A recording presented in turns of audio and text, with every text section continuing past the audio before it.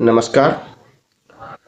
अभी उत्तर प्रदेश के बलरामपुर जिले से एक मामला एक्सपोज हुआ है, जिसमें एक व्यक्ति जिसका नाम छांगुर है, उसको लोग पीर बाबा के नाम से भी जानते हैं। वह एक रैकेट चलाता था, जिसमें वह धर्मांतरण का काला खेल करता था। गरीब, मजलूम, परेशान लोग को चुन के वह उनको उनके धर्म के विषय में अनाप शनाप बातें बताता और अपने धर्म को बढ़ा चढ़ा के दिखाता और धर्मांतरण करवा लेता। यह मामला अलग अलग मामलों में अलग अलग तरीके से था।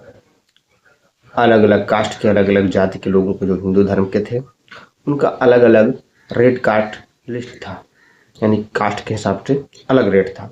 अगर कोई जनरल व्यक्ति को कोई कन्वर्ट कराता है, कोई मुस्लिम व्यक्ति, तो उसको जो है 12 लाख रुपए मिलेंगे। यानी जनरल व्यक्ति अगर मुस्लिम धर्म को अपनाता है तो उसको 12 लाख रुपए दिए जाते थे।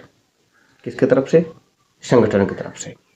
और यदि कोई ओबीसी है तो उसको 8 लाख रुपए। और यदि अगर कोई व्यक्ति मुस्लिम बनता है तो उसके पीछे हमारे हिंदू धर्म के जो ठेकेदार हैं, उनका बहुत बड़ा हाथ है। उनकी जिम्मेदारी पूरी की पूरी है। जितना दोषी वह व्यक्ति है, छांगुर बाबा SC ST है, तो उसके लिए 6 लाख रुपए निर्धारित किए गए थे। यह रैकेट इस प्रकार से काम करता था और बहुत सारे लोगों को यह धर्मांतरण करवा चुका था। ATS ने जब इसके ऊपर छापा डाला तो इसे कई देशों से, अलग अलग मुस्लिम देशों से इसको फंडिंग आती है, अलग अलग खातों में, अलग अलग तरीके से। लेकिन बात यहाँ ये है, कहाँ से आती है इसका मामला तो आगे का रहा, लेकिन यहाँ पे सोचने वाली बात यह है कि जो पिछड़ा, दलित, आदिवासी है, अधिकतर वही लोग इन लोगों के चपेट में आते हैं। उनको ही ये अधिकतर धर्म में धर्मांतरण करवाने में सफल रहते हैं। तो जो इस समाज के लोग हैं, हिंदू समाज के पिछड़े, दलित, आदिवासी लोग हैं, उनको खुद समझना चाहिए कि तुम्हारे जाति के हिसाब से तुम्हारा रेट तय किया गया है।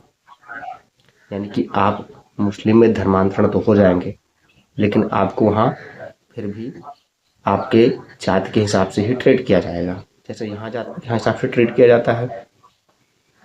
आप फर्क साफ साफ देख रहे हैं कि जनरल के लिए 12 लाख, पिछड़ा के लिए 8 लाख और SC ST के लिए 6 लाख रुपए। ये ही भेदभाव वहाँ भी जारी रहेगा। तो आप भेदभाव से छुटकारा नहीं पाने वाले। इसका एक सीधा और सिंपल सा फॉर्मूला ये है कि आप किसी के बहकावे में ना आए, धर्मांतरण की तरफ बिल्कुल ना जाएं। उनकी साजिश बहुत लंबी हो सकती है, लेकिन इसके लिए केवल वो जिम्मेदार नहीं है। हिंदू संगठन, हिंदू धर्म के जो पंडित, पुरोहित, पुजारी हैं, वह भी जिम्मेदार है कहीं ना कहीं से, क्योंकि वह किसी दलित, पिछड़े, आदिवासियों को तभी बरगला पाते हैं जब उनके साथ कोई गलत व्यवहार हुआ होता है। जैसे कि अभी इटावा में यादव कथावाचक के साथ हो गया। उसकी जाति को देख के उसका शिखा काट दी गई, मूत्र का छिड़काव किया गया। और अभी कल की घटना है, जैसा सावन का पहला दिन लगा उसी दिन की बात है। एक व्यक्ति जो है, दलित व्यक्ति, वह मंदिर चला गया और उसके साथ मारपीट हो गई, क्योंकि वह दलित था। इसलिए जो हमारे धर्म के लोग हैं, हिंदू धर्म के ठेकेदार हैं, उनको भी बराबर की हिस्सेदारी है इस धर्मांतरण के खेल में। अगर कोई व्यक्ति मुस्लिम बनता है तो उसके पीछे हमारे हिंदू धर्म के जो ठेकेदार हैं, उनका बहुत बड़ा हाथ है। उनकी जिम्मेदारी पूरी की पूरी है। जितना दोषी वह व्यक्ति है, छांगुर बाबा, आरोपी या दोषी यहाँ का जो वो व्यक्ति है जो धर्म के, जाति के आधार पर उसके साथ भेदभाव करता है। इसलिए हमारे सभी हिंदू भाइयों से, अगड़ा, पिछड़ा, दलित, आदिवासी सभी से निवेदन है कि जाति केवल समझने के लिए, किसी के साथ मारपीट करने के लिए नहीं। अपने अस्तित्व को बनाने रखना है तो हम लोगों को एकत्र रहना ही होगा। जिन लोगों ने उस दलित भाई को पीटा, उस यादव कथवा मूत्र का छिड़काव किया, उन लोगों के ऊपर खास आरोप या खास तरीके से जाता है मामला। उन्हीं लोगों के कारण यह धर्मांतरण का खेल कोई चला पाता है, कर पाता है।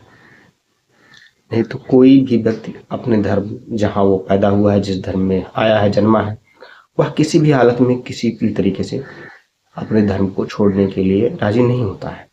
लेकिन कहीं ना कहीं उसकी कोई मजबूरी होती है, कोई प्रताड़ना होती है, तब जाके कहीं वह किसी दूसरे धर्म में कन्वर्टेड होता है। मेरे विचार यही हैं।